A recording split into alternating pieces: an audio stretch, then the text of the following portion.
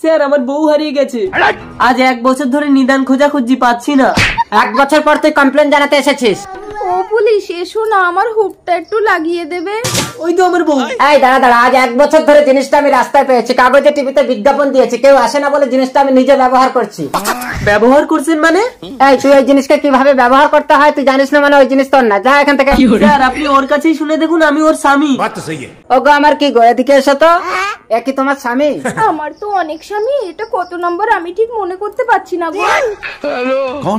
Sir দেখুন না, নেকড়া এতদিন আমার সঙ্গে সংসার করে এখন বলছো ঘর করবে না।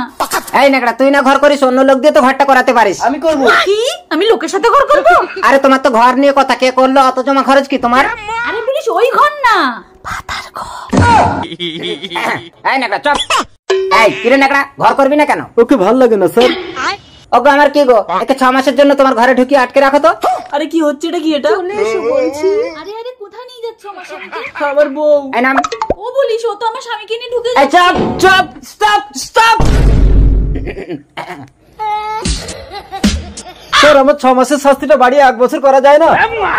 হারামজাদা। স্যার আপনি ক্রিমিনালদের ধরে এইভাবে শাস্তি দেন? স্যার আমি আমার মুরগি চুরি করেছি, আমাকেও শাস্তি দিন। रुको जरा।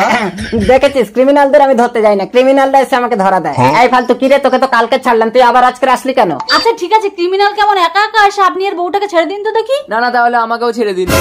মানে মানে আপনি ভেতরে ঢুকে দেখুন কি হচ্ছে। অসর্বনাশ, কি বলিস রে? কই দেখি। আমার কি হচ্ছে গো? ওগো, আমার কি গো? ও পুলিশ তুমি বাবা হবে গো। নেকড়া ঝুঁকেগা নেই সাল। Commissioner, yes sir. এই পুলিশ, অবৈধভাবে ক্রিমিনালদের ধরার জন্য তোমার চাকরি আমি কেড়ে নিলাম।